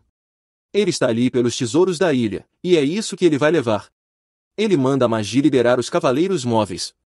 Ela obedece e todos os cavaleiros móveis miram na ilha rochosa à frente. Do alto de sua nave, ele observa animado pela caçada aos tesouros. Espero que ele encontre ouro, já que é seu tesouro favorito. Ainda não sabemos como Goais vai reagir a esse ataque, mas posso garantir que tempos emocionantes estão por vir. Liam e seus mecanites atacam o planeta do tesouro, destruindo sua superfície externa para abrir um caminho. Um cientista dentro do planeta entra em pânico à medida que os ataques do exército de Lia destroem o que restava do sistema de defesa, e ele corre para a sala de controle, onde descobre que estão sob ataque e que todas as naves piratas que guardavam o planeta foram destruídas. Enquanto isso, Liam finalmente invade o interior do planeta e se depara com alguns piratas em armaduras mecha. Sem perder tempo, ele os corta em pedaços, e quando o capitão de suas tropas chega, o trabalho já está feito. O capitão informa que eles também cuidaram dos piratas do outro lado, e Liam ordena que continuem limpando o caminho enquanto procuram pela sala do tesouro. De repente, ele vê novamente o cachorro brilhante e decide seguir seu rastro. Essa se revela uma decisão acertada, pois o leva diretamente à sala de controle, onde o cientista e seus homens se rendem imediatamente. Liam fica satisfeito com o resultado e exige que o cientista entregue todo o tesouro. Hugo, o cientista, pergunta que tipo de tesouro ele quer, pois possui itens valiosos e também os animais de estimação que o capitão pirata Gol colecionava. Liam deduz que o cachorro que viu antes deve ser um desses pets e pergunta mais sobre eles. O cientista começa a pensar que Liam é outro sádico como Gol, que gostava de transformar pessoas em bichos de estimação, e se oferece para torná-los cães obedientes para ele. Liam não entende uma palavra do que ele diz, então o cientista decide levá-lo ao laboratório onde mantém todos os seus sujeitos. Lá, mostra as garotas que foram transformadas em monstros horríveis por seus experimentos. Um dos soldados começa a vomitar de tanto nojo, e o capitão o repreende por ser tão fraco. Enquanto isso, Liam avança e seu olhar se fixa em uma garota específica. O cientista diz que ele tem bom gosto, pois aquela era a pet favorita de Gol. Enquanto ele continua falando sobre como aquela garota é sua obra-prima, Liam se enoja ao se lembrar de sua vida passada, quando foi tratado como menos que humano. Ele não aguenta ver alguém fazendo o mesmo com os outros, então atira na cabeça do cientista no meio de sua tagarelice. Depois começa a examinar a sala, quando ouve a voz da garota com olhos nas palmas das mãos, perguntando quem ele é. Liam se apresenta e diz que tomou o planeta para si e matou o responsável. A garota começa a chorar, achando que finalmente seu sofrimento acabou. Ela implora para que Liam acabe com o sofrimento dela e das outras garotas, pois nunca mais poderão viver como humanas. No entanto, Liam declara com confiança que irá salvá-las todas e que, em troca, elas terão que retribuir o favor. Ele ordena que os soldados chamem os médicos e levem as garotas para sua nave para que possam ser tratadas. A garota implora para que ele pare, pois sabe que não há salvação, mas o capitão, mesmo sensibilizado, não pode desobedecer uma ordem direta de Liam. Ele tenta convencê-lo a desistir, dizendo que será quase impossível tratar as garotas, pois será necessário regenerar seus corpos inteiros, o que exige um elixir raro e médicos extremamente habilidosos. Ele afirma que o custo de salvar todas é simplesmente alto demais. Mas Liam responde que está de bom humor e que fazer boas ações de vez em quando não faz mal a ninguém. Nesse momento, ele recebe uma mensagem de Amagi, informando que encontraram a verdadeira sala do tesouro. Liam fica feliz em ouvir isso, pois agora já tem como cobrir o custo para tratar as garotas. Enquanto isso, a garota chamada Cristina, que implorou para ser morta, continua chorando por suas desgraças. Ela costumava ser a cavaleira princesa do Reino Sagrado, e todos se orgulhavam de suas conquistas ao lutar contra piratas. No entanto, quando foi enfrentar Gol e seus homens, ela foi enganada e capturada. Em seguida, os piratas explodiram seu planeta natal bem diante de seus olhos. Sua família entrou em desespero, pois os piratas não poderiam ter passado pelas tropas da Aliança Unida que protegiam a região. Mas logo perceberam que a Aliança os havia traído. Os escudos de proteção falharam, e todo o planeta foi destruído. Cristina ficou completamente devastada, mas suas desgraças estavam apenas começando. Após destruir o planeta dela, Gol levou Cristina e seus subordinados para sua Ilha do Tesouro. Todos estavam apavorados, mas Cristina ainda mantinha alguma esperança e garantia a todos que logo seriam resgatados. Quando Gol foi vê-la, Cristina disse para matá-la de uma vez, pois preferia morrer a viver uma vida de humilhações. O capitão pirata riu, dizendo que se quisesse matá-la já teria feito isso há muito tempo. Ele os mantinha vivos porque queria adicioná-los à sua coleção. Em seguida, declarou que havia mudado de ideia e que libertaria apenas uma das garotas. Ele ordenou que Cristina escolhesse, e após ser pressionada, ela escolheu a garota que parecia mais apavorada. Entretanto, tudo não passava de uma armadilha nojenta. Go usou justamente a garota escolhida por Cristina como cobaia em seu primeiro experimento. Ele a entregou ao cientista, que a transformou em um monstro com múltiplos braços e começou a cortá-la viva. Cristina perdeu a razão e implorou para que Ghost parasse, mas ele apenas riu e disse que, se parasse agora, a garota morreria. Traumatizada, Cristina não teve escolha a não ser permitir que o cientista maluco continuasse experimentando com a garota. Logo, ele a transformou em um monstro. Enquanto Cristina observava horrorizada, Ghost disse que ela logo se tornaria algo ainda mais espetacular. Ela perguntou como ele conseguia fazer algo tão cruel, e ele respondeu que gostava disso. Disse que achava injusto ser tão feio, então transformava garotas bonitas em monstros horríveis e assistia enquanto elas se quebravam por completo. Logo, ele arrastou Cristina até a cadeira de experimentos, e ela já não conseguia mais ser corajosa. Implorou para que ele parasse, prometendo fazer qualquer coisa, mas ele apenas riu, dizendo que ela seria sua mascote favorita dali em diante. Revelou que não a tinha escolhido primeiro de propósito, pois queria ver como ela ficaria horrível e entraria em desespero. Ghost então ordenou que o cientista arrancasse os olhos de Cristina e os colocasse em suas mãos, para que ela pudesse ver o quão feia tinha se tornado mesmo sem um espelho. Cristina chorava e gritava, mas era inútil, ela foi transformada em um monstro verde e horrível. Depois disso, o resto das garotas também sofreu o mesmo destino. No presente, Liam retorna ao seu planeta natal, e Nia vai visitá-lo. Ela descobriu sobre sua vitória na base pirata e pede para ele comprar mais naves de guerra para celebrar a ocasião. Liam diz para ela parar de arrancar dinheiro dele, mas Nia argumenta que suas naves foram úteis e que ele lucrou bastante com o ataque, então deveria investir mais.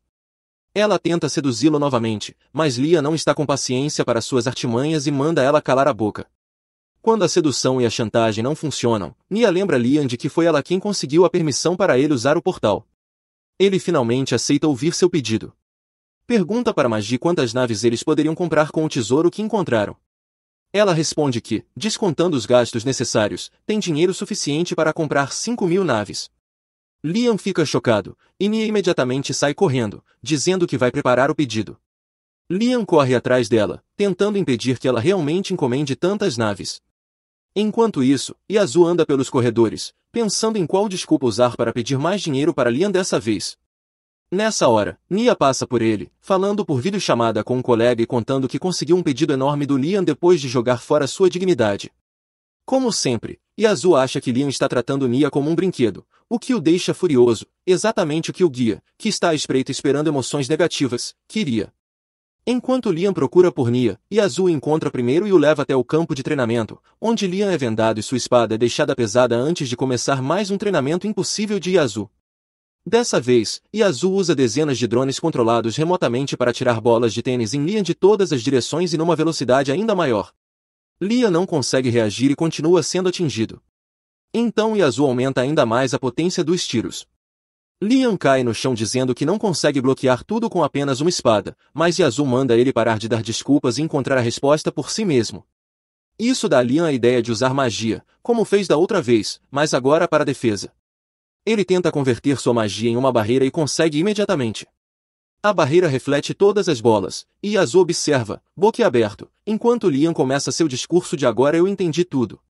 Ele então usa a barreira para devolver as bolas na direção de onde vieram, destruindo todos os drones. Liam tira a venda e pergunta se foi bem, mas Yazoo, atingido por várias bolas, entra em pânico ao perceber que Liam é realmente um gênio e logo descobrirá seu golpe. Ele sabe que Liam já executou oficiais corruptos e derrotou frotas piratas, e teme que, quando Liam descobrir a verdade, vá matá-lo. Então decide fugir antes que isso aconteça. Liam pergunta para onde ele vai, e Yazoo responde que não tem mais nada para ensinar. Diz que Liam já aprendeu tudo e agora só precisa treinar por conta própria, pois o caminho da espada nunca termina. Liam grita dizendo que não quer isso e que ainda quer treinar com ele. Mas Yazoo repreende, dizendo que ele está sendo mimado. Diz também que ele, Yazoo, ainda é um estudante apesar das habilidades, e por isso precisa continuar melhorando, e ter Liam agarrado a ele atrapalha isso. Yazoo então se vira para Liam e declara que ele se formou oficialmente e agora é um mestre no caminho da carne. Diz que é dever dele como mestre espalhar o estilo da espada pelo universo, e Liam concorda animado. Assim que se vira, Yazoo sai correndo para salvar sua vida. Liam, por outro lado, nunca se sentiu tão realizado. sua dívida está diminuindo. Seu território está prosperando. Derrotou piratas. E agora, seu mestre reconheceu suas habilidades. Ele agradece ao guia por tudo isso, e o pervertido bizarro foge para outro universo antes que seja completamente destruído pelas emoções positivas de Liam. Algumas semanas depois, Liam começa a refletir sobre o tipo ideal de Lorde Maligno que ele deseja se tornar. Ele acredita que um verdadeiro Lorde Maligno precisa de poder, dinheiro e um harém de mulheres lindas. Em relação ao poder, ele já dominou o caminho da carne graças a Yazoo. Agora, tudo o que falta são o dinheiro e as mulheres. Nesse momento, a magia aparece e avisa que um comerciante chamado Thomas está ali para vê-lo. Liam pede que ela o deixe entrar, pois estava esperando por ele. Thomas havia trazido os lingotes de ouro que ele solicitou. Liam fica extremamente feliz ao vê-los, pois isso risca o segundo item da sua lista de requisitos para se tornar um Lorde Maligno, mesmo que o ouro tenha pouco valor nesse mundo. Thomas então o parabeniza pela vitória contra os piratas, mas Liam percebe que há uma segunda intenção por trás disso. Ele manda o comerciante ir direto ao ponto, e Thomas explica que precisa atravessar uma área perigosa em uma viagem de negócios e deseja emprestar algumas naves do exército de Liam para escoltá-lo. Ele diz que apenas 100 naves seriam suficientes, mas Liam começa a reclamar como um cliente exigente e pergunta por que ele precisa ir a lugares tão perigosos. Thomas responde que não tem escolha, pois toda a rota comercial está sendo atacada por piratas, e muitos mercadores já sofreram perdas severas. Liam compreende sua preocupação e pergunta a Magi se é possível enviar 100 naves com a comitiva do comerciante. A Magi diz que sim, que podem enviá-las imediatamente e que isso também servirá como treinamento para suas tropas. Liam gosta das condições e concorda com o pedido. Em troca, Thomas promete trazer mais ouro da próxima vez que se encontrarem. Depois disso, Thomas deixa o palácio e, no caminho, comenta com seu motorista sobre como o território Banfield tem se desenvolvido rapidamente graças aos investimentos de Liam. Ele está impressionado com as habilidades de Liam como governante. Porém, ele se pergunta por que Liam tem tanto desejo de acumular ouro, já que esse metal brilhante amarelo tem pouco valor naquele mundo. Thomas conclui que talvez Liam seja apenas um excêntrico que não é ganancioso. Mas, ao mesmo tempo, Liam está literalmente babando pelos lingotes de ouro. O mordomo, Brian, diz a ele que é uma coisa boa os comerciantes o considerarem importante o suficiente para suborná-lo, mas que deveriam tentar oferecer coisas mais valiosas que o ouro. No entanto, Liam se recusa a aceitar essa afirmação e ordena a Magi que processe os lingotes e os transforme em um banheiro de luxo para ele. Com isso, o segundo requisito de se tornar um Lorde Maligno está completo, agora só falta construir seu harém. Ele ordena que Brian reúna todas as mulheres bonitas do território para que ele possa escolher as melhores. Antes disso, ele decide reformar um grande salão para ser sua sala da diversão.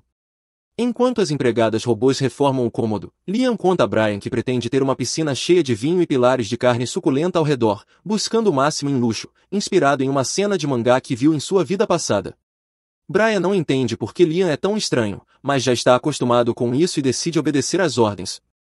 A Magi, por outro lado, tem algumas objeções. Liam a interrompe e afirma que, como chefe da família Banfield, ele tem o direito de gastar seu dinheiro como quiser. A Magi diz que não tem problema com isso e que nem vai custar tanto realizar seu devaneio. Mas ela aponta outras complicações. Para começar, encher uma piscina com álcool fará com que vapores se espalhem pela sala, e até uma faísca mínima pode causar uma explosão. Liam fica nervoso e diz que vai reduzir o teor alcoólico. A Magi, então, pergunta por que ele quer encher uma piscina com vinho. Ela diz que seria pegajoso demais para nadar e sujo demais para beber. Liam responde que usariam purificadores de água para resolver isso. Mas a Magi rebate que o purificador de água também removeria todo o álcool da piscina. Nesse momento, Brian também entra na conversa. Ele afirma que não deixará seu mestre fazer algo tão anti-higiênico e se opõe à ideia de pendurar carne pela sala. Liam tenta argumentar, mas a Magi diz que, se ele pendurar carne processada, o salão parecerá um supermercado. E se pendurar carne crua, parecerá um açougue. Mesmo assim, Liam continua determinado a criar seu harém. A Magi não se opõe e chega a dizer que é uma ótima ideia, o que surpreende Liam. Brian também o apoia, dizendo que, como nobre e chefe da família Banfield, é natural que ele tenha um harém. Liam então percebe que não precisa ser um Lorde Maligno para se divertir com mulheres. Brian, então, começa a reclamar dizendo que Liam parece desinteressado em mulheres, mas sempre cai nas armadilhas de Nia. Ele diz que está sempre preocupado com Liam, porque se algo acontecer com ele, a família Banfield estará acabada. Ele pede a Liam que comece o harém imediatamente e tenha alguns filhos para continuar sua linhagem. Mas isso já é demais para Liam absorver de uma vez só. De qualquer forma, Liam está feliz por ninguém ter se oposto ao seu plano de criar um harém e declara que a busca pelas mulheres mais belas deve começar imediatamente. Brian, de repente, pergunta qual será o tamanho do harém. Para parecer um verdadeiro Lorde Maligno dramático, Liam declara que quer 100 mulheres. Brian fica chocado ao ouvir isso, mas, ao contrário do que Liam esperava, o velho mordomo diz que esse número é muito pequeno. Até mesmo a Magi concorda, dizendo que já haviam selecionado uma lista de 10.000 candidatas e que ela estava planejando chamar as primeiras 1.000 no primeiro grupo. Liam entra em pânico ao ouvir isso, mas Brian continua insistindo, dizendo que ele precisa ter o maior número possível de mulheres em seu harém para encontrar a parceira perfeita entre elas. Ele continua pressionando Liam para encontrar sua alma gêmea o quanto antes, mas Liam declara que a Magi é a mulher perfeita para ele e que ela sempre será sua favorita. Quanto ao harém, a Magi compartilha a lista com ele e diz que é só deslizar para a direita nas que ele gostar, que elas serão convocadas ao palácio imediatamente. Ela diz que qualquer mulher teria sorte em receber um convite para entrar no harém dele, afinal, ele é o senhor deste território. Mas isso é justamente o que mais irrita Liam.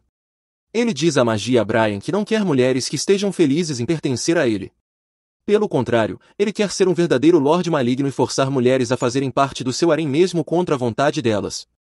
Brian fica atônito com a forma de pensar de Liam, mas ele não está disposto a ceder. Ele ordena que encontrem mulheres bonitas que o odeiem, pois apenas elas podem satisfazer seu desejo de ser um Lorde Maligno. Alguns dias depois, Liam vai até seu próprio território para escolher algumas mulheres pessoalmente. É a primeira vez que ele sai de sua propriedade, e ele não faz ideia de como é a cultura local.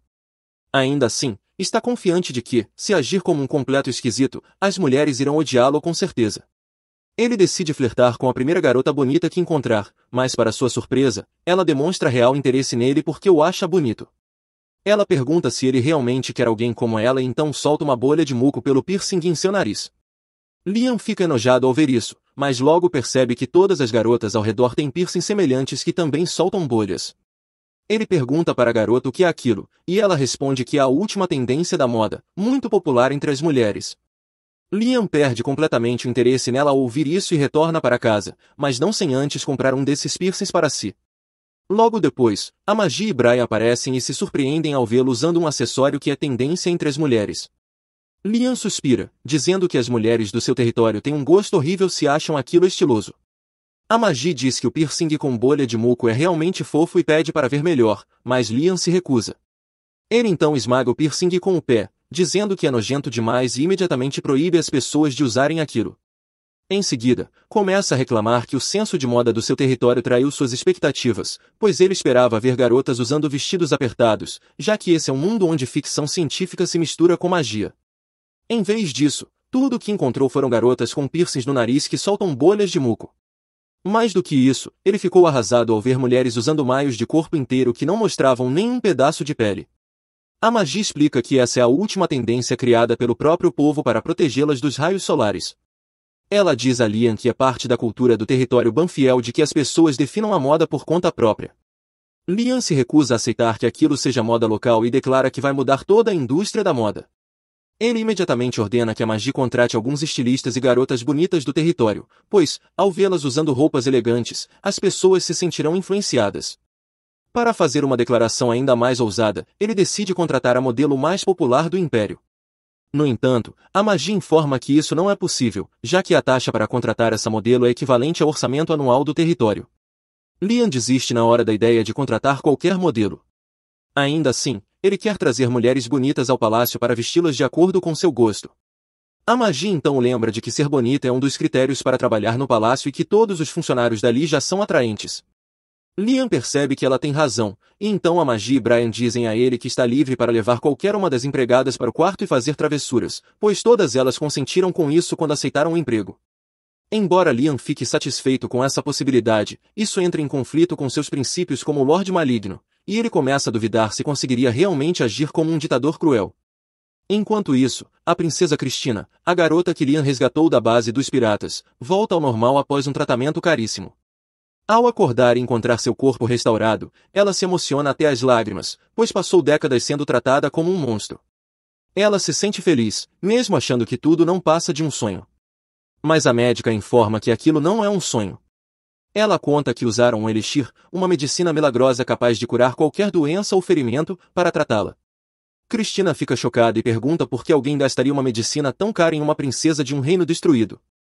A médica responde que foi graças a Lian, que construiu o hospital, contratou os médicos e trouxe o elixir para tratar todas as garotas que foram capturadas pelos piratas. Cristina fica sem palavras ao ouvir isso. A médica então avisa que a reabilitação para voltar a mover o corpo será muito difícil. Cristina responde que está pronta para fazer qualquer coisa. A médica se despede, deixando um recado de Lian: ela deve retribuir a dívida. Cristina pensa em Lian e em como ele a salvou de um verdadeiro inferno. E então decide que fará tudo o que estiver ao seu alcance para servi-lo como seu mestre.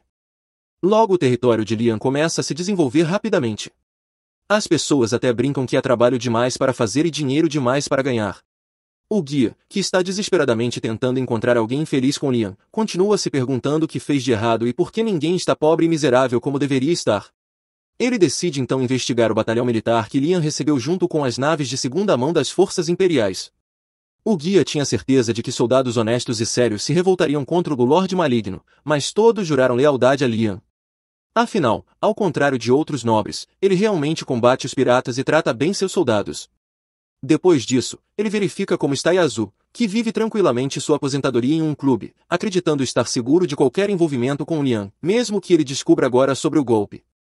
Mas ele se autoamaldiçoa ao dizer isso, pois a TV logo exibe a notícia de que Lian receberá uma medalha de honra do exército imperial por destruir a base dos piratas. No discurso de aceitação, Lian agradece a Yazu por ajudá-lo a se tornar tão forte, fazendo Yazu entrar em pânico ao perceber que ainda será arrastado para situações além de sua capacidade por culpa de Lian. O guia fica novamente desapontado. Enquanto isso, o capitão pirata Gol conseguiu escapar do exército imperial com a maior parte de sua frota, usando milhares de naves como distração. Ele não se importa com os que ficaram para trás e se pergunta como sua frota foi parar no campo de treinamento das forças imperiais quando deveria estar indo para o território de Banfield. Ele suspeita de traição no portal de Dobra e manda seu assistente ensinar uma lição aos responsáveis. No entanto, o guia aparece ao lado dele nesse momento, dizendo que ele está direcionando sua raiva às pessoas erradas. Usando seus poderes, o guia manipula Gol e o convence de que a verdadeira pessoa que ele deve destruir é Lian, que saqueou sua ilha do tesouro. Gol muda imediatamente seus planos e ordena que a tripulação reabasteça a frota, pois assim que terminarem, seguirão direto ao território Banfield para pilhá-lo e destruí-lo. O guia se sente satisfeito, pois está confiante de que Gol derrotará Lian com facilidade graças à força de sua frota. Enquanto isso, Lian está tranquilamente tomando café da manhã em sua mansão, cercado por suas empregadas robôs, que se preocupam com cada mínimo detalhe. No entanto, algo dentro dele ainda está insatisfeito. Ele comenta com a Magi que está se perguntando que tipo de comida um Lorde Maligno deveria comer, pois, em sua mente, um Lorde Maligno devora uma enorme quantidade de carne com belas mulheres se agarrando a ele e seus soldados. A Magi pergunta se ele ainda quer levar adiante o plano de construir um lago de vinho e uma torre de carne, mas Lian diz que já desistiu disso. Ela então pergunta se ele quer comer mais ou chamar seus oficiais para almoçar, mas Lian também recusa. Por fim, a Magi supõe que o que ele quer mesmo é que belas mulheres o sirvam enquanto ele come, e pergunta se deve convocar algumas da lista de candidatas ao harém. Lian questiona se ela está bem com isso, e a Magi responde que não se importa. Isso o irrita, então ele pergunta se ela está mesmo tranquila com a ideia de ele ter outra mulher. Ela responde que ele não tem nenhuma ainda, então tecnicamente não poderia ter outra. Lian argumenta dizendo que já tem a Magi, mas ela responde que tecnicamente não é uma mulher de verdade, pois é uma robô. Lian não consegue a resposta que esperava e a Magi acrescenta que ele precisa arrumar uma esposa de verdade para ter um herdeiro, mas que está disposta a aceitar qualquer coisa que o deixe feliz. Logo em seguida, a Magi apresenta a Lian o relatório financeiro do ano. Ela informa que o tesouro obtido com os piratas teve um papel essencial no crescimento econômico do território, permitindo o pagamento de grande parte da dívida e economizando juros. Lian fica chocado ao perceber que seu pai e avô haviam contraído tanta dívida que nem mesmo o tesouro dos piratas foi suficiente para quitá-la por completo. Ainda assim, a Magi continua seu relatório, dizendo que o território está crescendo lentamente, mas de forma estável, e que em breve poderão quitar tudo. Lian suspira, dizendo que pensava em usar o dinheiro para si depois de se tornar um Lorde Maligno, mas agora percebe que precisa pagar dívidas antes disso. A Magi pergunta o que ele pretende fazer como Lorde Maligno, e Lian responde que talvez devesse aumentar os impostos para fazer o povo sofrer. A Magi o alerta de que, embora isso possa aumentar a arrecadação num primeiro momento, a longo prazo prejudicará o desenvolvimento do território. Liam suspira novamente, e a Magi pergunta se ele está insatisfeito com sua vida atual. Ele responde que, na verdade, está bastante satisfeito, já que as coisas boas continuam acontecendo. Ele tem poder, dinheiro e até mesmo a magia ao seu lado, e pretende usar seus recursos para aproveitar a vida, sem se importar com as consequências. Ele acredita que a magia nem sequer entende o que ele quer dizer, e ela concorda, dizendo que talvez não compreenda seus sonhos ou ambições, mas sempre permanecerá ao lado dele para garantir que ele os realize. Logo depois, Brian irrompe na sala do trono correndo para informar a Liam sobre uma emergência. Ele diz que os piratas declararam guerra contra eles e que suas naves estão se reunindo na fronteira do sistema solar.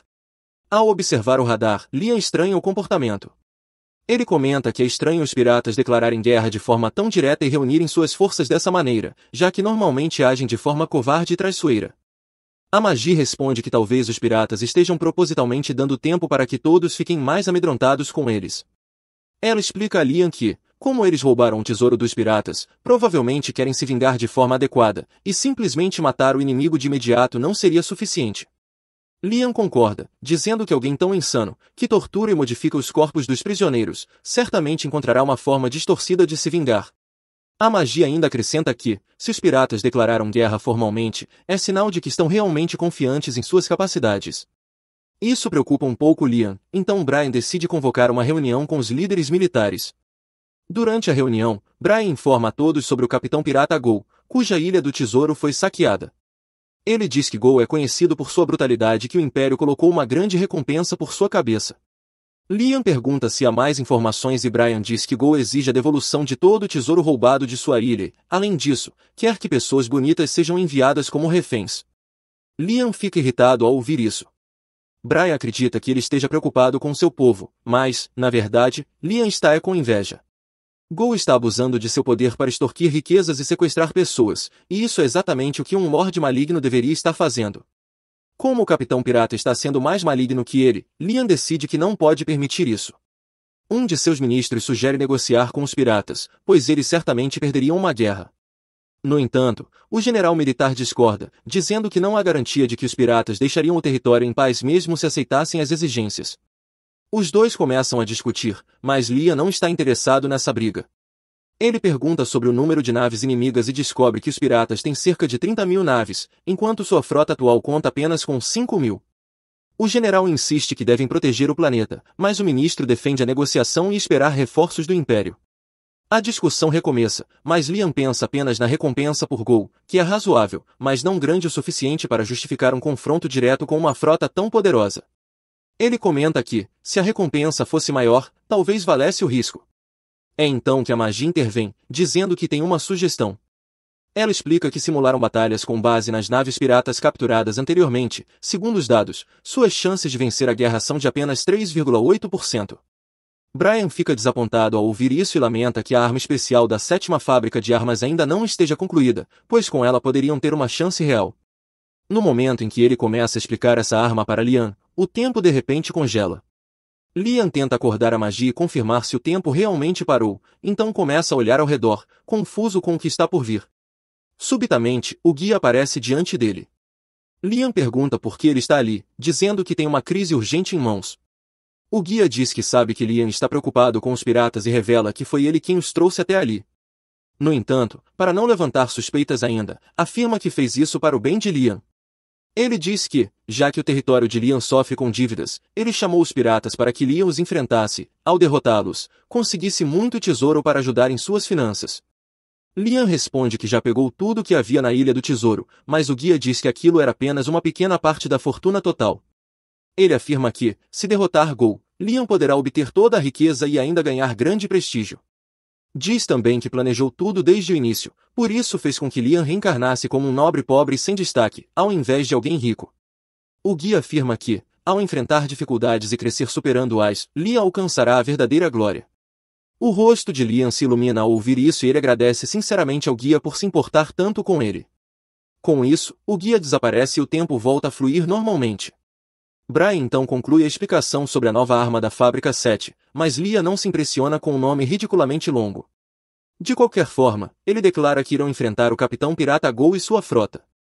O ministro tenta dizer que essa não é a decisão certa, mas Leon interrompe lembrando que ele é quem detém todo o poder decisório e que o ministro não tem outra escolha a não ser obedecê-lo.